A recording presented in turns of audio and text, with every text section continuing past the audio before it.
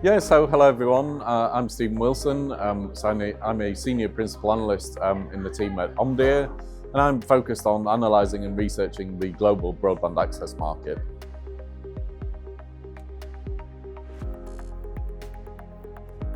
In terms of consumer broadband subscriptions, those with speeds of a gigabit per second and above, that totaled 453 million at the end of 2025.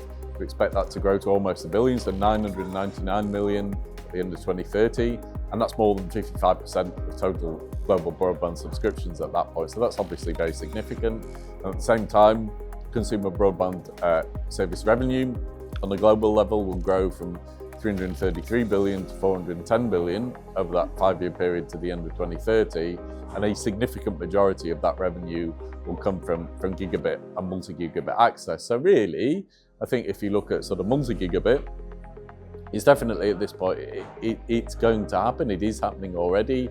It is a question not of if, but of when. And I think at the same time, the way to think about all of this is, it isn't just speed. It really, I think, is increasingly being considered as foundational infrastructure.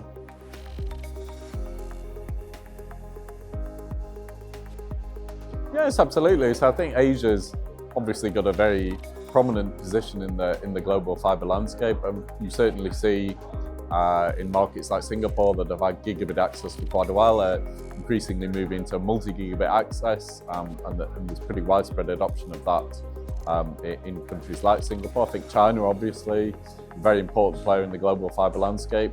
Lots of gigabit access there, and now more and more multi-gigabit adoption as well. So Asia's pretty prominent, but it's a lot broader than that as well. So if you were to look at Europe, I think in the first instance, the Commission's digital agenda targets have really spurred fibre coverage, which has gotten to sort of 80-90% plus in a lot of countries already.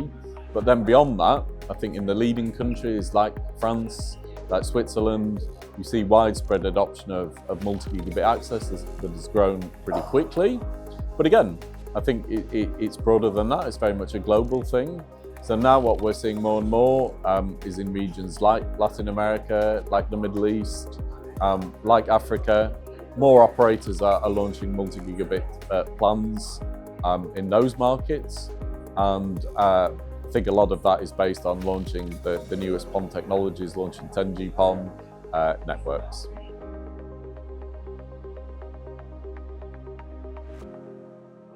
Well, I think there's a few things to highlight here. So I think in the first instance, you would say that video is definitely the baseline now. That's obviously very commonplace. I think there's the potential for a new set of applications to be important here. So things like XR, things like cloud gaming, they can drive the demand for very high bandwidth symmetrical connections with millisecond latency. So I think that's important. What we also see, AI is a factor here as well. So operators launching multi-gigabit symmetrical plans, which are often packaged around AI-driven home automation and targeted at households with a very high number of devices in there.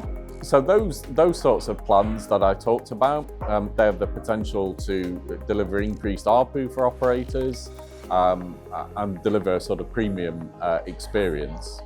The other thing I would highlight here is in terms of the opportunities that multi-gigabit access over fibre networks provides for fibre operators to improve customer acquisition, to take customers away from alternative infrastructures like cable and like fixed wireless.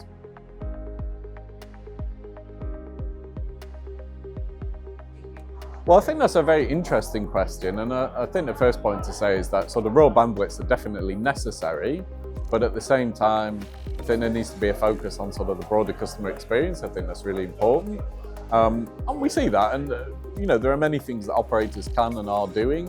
So you might think, for example, about launching the latest PON technology, so 50G PON, for example, and then at the same time, alongside that, to deliver a sort of premium end-to-end experience, you might launch something like fibre to the room. So that's one thing. There are other things too. So in terms of delivering an improved experience, you might think about launching plans, let's say targeted at gamers or targeted at home workers. So you could, for instance, have latency guarantees to specific gaming servers. You could have plans that prioritize video conferencing traffic, so things like that. We see operators engaged in those kind of activities, launching those kind of plans. So I think that's important. And at the same time, you also see that there are opportunities for operators, and what some operators are doing is launching multi-gigabit plans alongside sort of Wi-Fi guarantees as well. And those kind of plans have the opportunities or provide opportunities to improve broadband ARPU.